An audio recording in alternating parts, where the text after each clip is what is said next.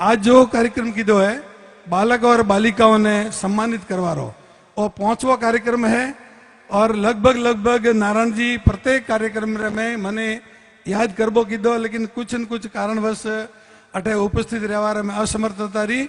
आज मु अठे आयो तो मने बड़ी खुशी हुई कि बहुत बड़ी संख्या में बालिकाओं ने भी आप सम्मानित करवा जा रहा हो। बहुत बड़ी खुशी की बात है। और हर एक जगह अपने जाओ तो एक ही बात रहे कि बच्चों ने पढ़ाओ। आज बच्चा भी पढ़े रहा है, बच्चियों भी पढ़े रही है और बच्चियों भी कई आज डॉक्टर और वकील बने रही है, अफसर बने रही है। अपने समाज रे में शिक्षा रो बार जागृति आई है तो लारला 15-20 साल रे में खूब अच्छी संख्या में बच्चियों और बच्चे पढ़ रही है। लेकिन फिर भी बीजी जो समाज है अपने एरिया रे जो बीजी समाज है वो राजपूत हिंसा चौधरी है या जैन महाजन है या और कोई जाति वे तो खालसा पढ़ाई करे छे, अच्छी पढ़ाई करे अच्छा पद मत पहुंचे रही है। लेकिन अपने हर की जो ओबीसी जातियां हैं पढ़ने में ये जो आज भी रबारियों पे जो ला रहे हों ओबीसी जो जातियां हैं, गौची है, कुमार है, ये अनारज एडिन टाइपरी जातियां हैं, वनने में भी ये देखो तो वने समाज जो डॉक्टर है, वकील है, इंजीनियर है या कोई अफसर रहे आरएएस अफसर वगैरह अनमें जो पे खूब ला रहे हों। तो अपने समाज रो एक आरएएस अफसर आज थी 25 साल पहला छोगाराम जी बढ़िया वरना बाद में कोई बीजो आरएएस अफसर ने बढ़िया आईआरएस बे बढ़िया 2010 रे में 9-2010 वने बात नहीं 15 साल हुई। लेकिन वह गाड़ी फटे चटकी अन्य बाद में आज तक कोई बीजा कोई सेंट्रल लेवल रहा भारत सरकार रहा इस तरह जो कोई अगर अधिकारी वे भी अपने नहीं बढ़िया। तो अपने सब रे मेहनत करें। जो हुनर बालक बालिका है कोई पढ़वार में होशियार है और वरना 10वीं और 12वीं में अच्छा नंबर दी पास वे रही है तो अगर वरना घर की स्थिति ठीक नहीं है और वो पढ़ाई करना चाहे तो समाज री जिम्मेदारी वे पूरा भारत समाज री पूरा राजस्थान समाज री कि वन्नियों पे मदद करे, वरने एड़ा योग्य काबिल करो कि वो आगे पढ़ाई करे कोई अफसर बने। तो अन्य में आप क्षेत्र भी कोई अगर एड़ो बालक बालिका वे जिन्ना 90% दी ऊपर नंबर आता है 10वीं 12वीं परीक्षा बोर्ड की परीक्षा में और अगर वरनी इच्छा है कि भाई मैंने घर की स्थिति ठीक नहीं है तो वो अगर पढ़ना चाहे तो आप लोग बने रहो नाम ठाम वगैरह मैंने बता दो तो मुँह भी मारा इस तरह प्रयास करूँ। आप भी 18 लोग हैं वे भी प्रयास कर दो। कोई अगर अपना बालक अगर अफसर बने तो वरनो अपने समाज रो गौरव वधारी और अपने समाज रे कौमे आवी अपने समाज रो नाम रोशन करे एना वास्ते एड़ा लोग भी अपने खूब है कि खोज करें भी करनी है। और अपने जो समाज के 4-5 बच्चों को मैंने कहा पूरी समाज की तरफ से ऐसे बच्चों का चयन करके उनको कोटा कोचिंग में भी पढ़ाने भेजा और वहाँ पढ़ने के बाद में उन्होंने भारत सरकार की भारत पेट्रोलियम में कोई मैनेजर बना है, कोई पीडब्ल्यूडी में एएन बना है, ऐसे सर्विस पर भी गए हैं। तो और भी हमारी अपेक्षा ये है कि हमें इतने तक ही संतोष नहीं करना है। हमारे बालक और बालिका कम से कम 2-4 ज्यादा नहीं तो 2-4 कलेक्टर आईएएस बने, उस दिन हमारी मेहनत सफल गिनी जाएगी। कि रबारी समाज से आज तक कोई आईएएस अफसर नहीं बना है, कोई कलेक्टर नहीं बना है, कोई बालिका नहीं बनी है। अपने यहाँ जो ये एमबीसी का आरक्षण का मुद्दा चला आज से 10-15-20 साल पहले और उसका नेतृत्व किया कर्नल किरोड़ी सिंह जी बैसला ने।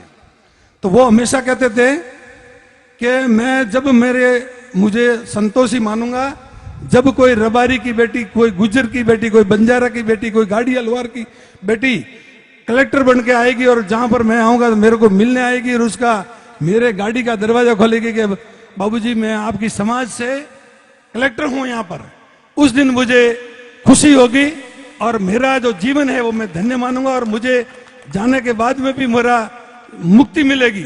तो ऐसा उन महापुरुष का सपना था। तो हम भी चाहते हैं जो बालक बालिका यहाँ पढ़ रहे हैं वो बड़ी मेहनत करके जो इसके आसपास चल रहे हैं, जो 90-95% अंक कैसे पास हो रहे हैं, उन बच्चों को मैं विशेष रूप से आग्रह करूंगा कि वो समाज का नाम रोशन करें। इसमें थोड़ी और कड़ी मेहनत करके, ये समय पढ़ाई का है, ये मेहनत का समय है और आगे जो पहले शुरुआत में मेहनत करेगा उसको आगे सुख मिलेगा। अभी जो सुख देखेगा बाद में वो दुख देखेगा।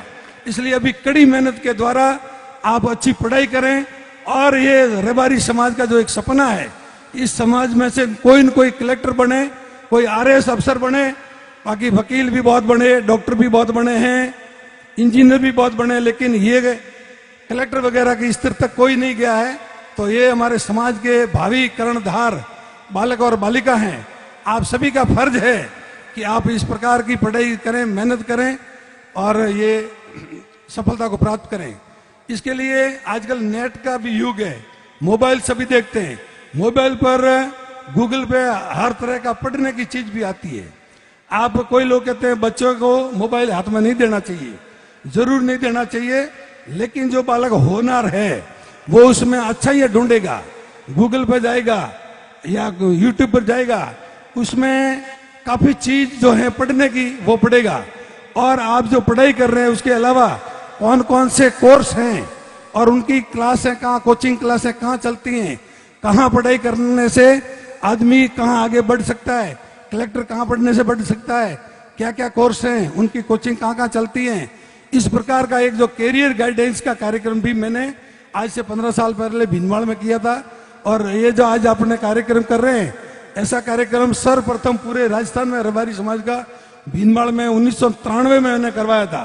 तो आज भी मेरी इच्छा है कि अपने समाज का बालक, चाहे वो कहीं का भी किसी छोर का हो, उनको पढ़ने में किसी भी प्रकार की कठिनाई आती है, मार्गदर्शन की कठिनाई आती है, तो हम सबकी फर्ज है कि एक ऐसा और क्षेत्र के स्तर पर या तहसील क्षेत्र के स्तर पर एक कैरियर गाइडेंस का कार्यक्रम भी रखें, ताकि 10वीं 12वीं के बाद में बच्चे को क्या पढ़ना चाहिए, क्या नहीं पढ़ना चाहिए।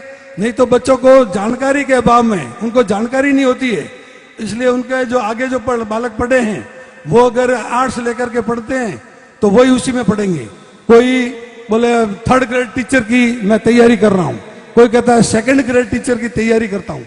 अरे मैं ये कहता हूँ कि आपको 3rd ग्रेड और 2nd ग्रेड टीचर तक आपको सीमित नहीं रहना है, आपको इससे आगे लक्ष्य रखना है। और लक्ष्य ये रखना है कि हमारे में से ही कोई कलेक्टर बने, कोई आईएएस अफसर बने, कोई आईआरएस बने, कोई बड़ा अफसर बने और देश और समाज का नाम करे, ऐसा हमारे को तैयारी करनी है। इसके अलावा जब आपके माँ बापों से भी मैं कहूंगा, जो अभिभावक लोग बैठे हैं उनसे भी मेरा एक निवेदन रहेगा, मैं हमेशा कहता हूं कि जो आपके बालक बालिकाएं पढ़ने भेजते हो स्कूल में, उसके बाद में आप देखते हो कि भाई हमने इसको स्कूल भेज दिया, तीसरी कर ली, हमारी ड्यूटी पूरी हो गई, हमारा फर्ज पूरा हो गया। इतना नहीं करना चाहिए। हम पशुपालक हैं, भेड़ पालक हैं, ऊंट पालक हैं, गाय पालक हैं। हम हमारे मवेशी को अगर जंगल में छोड़ देंगे, शाम को वापस चर के आएगी? नहीं आएगी, उसके पीछे भी ग्वाल भेजना पड़ता है। तो आपका बालक और बालिका है, स्कूल में जाते हैं, तो उनके भी महीने में या 15 दिन में एक बार स्कूल में आप जाइए और पता कीजिए कि आपका बालक समय पर स्कूल आता है कि नहीं आता है, छुट्टी होने के बाद में समय पर सीधा घर पे आता है कि और कहीं रुक जाता है, कहीं बच्चों के साथ में खेलने रुक जाता है या फालतू की गतिविधि में लग जाता है। इन बातों का भी ध्यान रखें। और अपना बच्चा किन का दोस्ती कर रहा है, एक तो होशियार बालक बालिकाओं का अगर साथ करेगा तो आपका बच्चा भी होशियार बनेगा तो कोई न कोई नाम करेगा। अगर वो भी अपने जैसे ऐसे फालतू लोगों का साथ करेगा तो वो खुद नहीं और दूसरों को भी खराब करेगा, आपके परिवार का नाम भी खराब करेगा। तो ये भी देखना बहुत ही जरूरी है। केवल अपने घर का काम देखें या अमल डोडा अब मोरे बटे कामले जी आया है जो काफी कम हुआ, वो भी निवेदन के थोड़ा कम रख जो और बालिका और हमारे खर्चो कर जो। आप 12 महीने जितरो अफीम पियो, अफीम खाते हैं, वो खर्चा अगर बचा के अपने बालक बालिकाओं पर खर्च करोगे, चाहे आपका हो, आपके पड़ोसी का हो, आपके परिवार का हो, समाज का हो, उस पर कीजिए तो ये शिक्षा दान महादान होगी। इसके अलावा कई बार क्या होता है कि माँ बाप उसको बच्चों को पढ़ने भेजते हैं, बच्चा पासिंग मार्क्स से पास होता है, जालाराम जी पासिंग मार्क्स से पास होता है। पासिंग मार्क्स का मतलब 35% से ऊपर आ गए वो पास हो जाता है। लेकिन अभी माल बहुत है और उसको लेने वाले खरीदार कम हैं, तो पास होने वाले बालक बालिका तो काफी हैं, लेकिन जब किसी सरकारी नौकरी में जाना पड़ता है तो उसको चुन के लेते हैं। तो आपके ये 35%, 50-60% वालों का नंबर नहीं लगेगा और आप इस भ्रम में रहोगे कि मेरे बच्चों को मैंने एमए करवा दी, डबल एमए करवा दी, वो करवा दिया, वो करवा दिया, पर भाई साहब नौकरी क्या नहीं लग रही है, तो कभी नहीं लगेगी। तो आपको क्या करना है, अगर आपका बच्चे की आईक्यू, उसके दिमाग का जो स्तर है, उसके जो सोचने की समझने के जो स्तर है, उस पर आप ध्यान दीजिए कि भाई मेरे बालक को मैंने बहुत मेहनत करवी, लेकिन फिर भी इसका 50-60% से ऊपर नंबर नहीं जा रहा है। तो आप उसको, ये अपने नारायण जी है ना, जो कल्याण में व्यापार करते हैं, इनको कहो, ये राम जी भाई वेड़िया वाले बेंगलोर में व्यापार करते हैं, उनकी दुकान पर भेज दीजिए। 10वीं करते ही अगर उसका नंबर इसी प्रकार से है तो उनको वहां धंधे में लगाइए। 4-5 साल में धंधा करेगा, होशियार होगा, और 1-2 जनों को और दुकान करवाएगा, 4-5 जनों को वहां नौकरी करवाएगा, ऐसा वो काबिल हो जाएगा।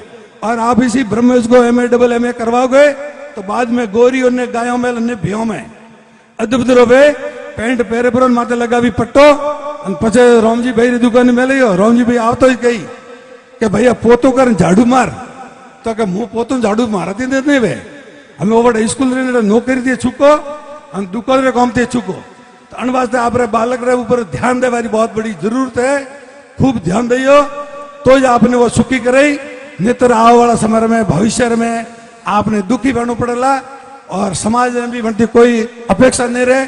अन वास्ते आप अपने बालक बालिका खूब ध्यान रखजो। काफी समय वेगियो है और भी वक्ता भी अपने बीच में बात करेला, तो मु आज मने आप सब दर्शन करवारो मौको मिलियो। आप मारो स्वागत रे वास्ते भी चेष्टा की थी, आप मंच तरफ थी मारो स्वागत वास्ते तैयारी थी, लेकिन मैं आपने कहना चाहूँ कि आज थी 15 साल पहला मैं बाबूजी शांतिनाथ जी रे श्री चरणों में एक संकल्प कीधो तो कि जयपुर में अपना देवासी समाज रो एक छात्रावास बनावनो है। बाबूजी कीधु कि संकल्प के बिना सिद्धि नहीं होगी।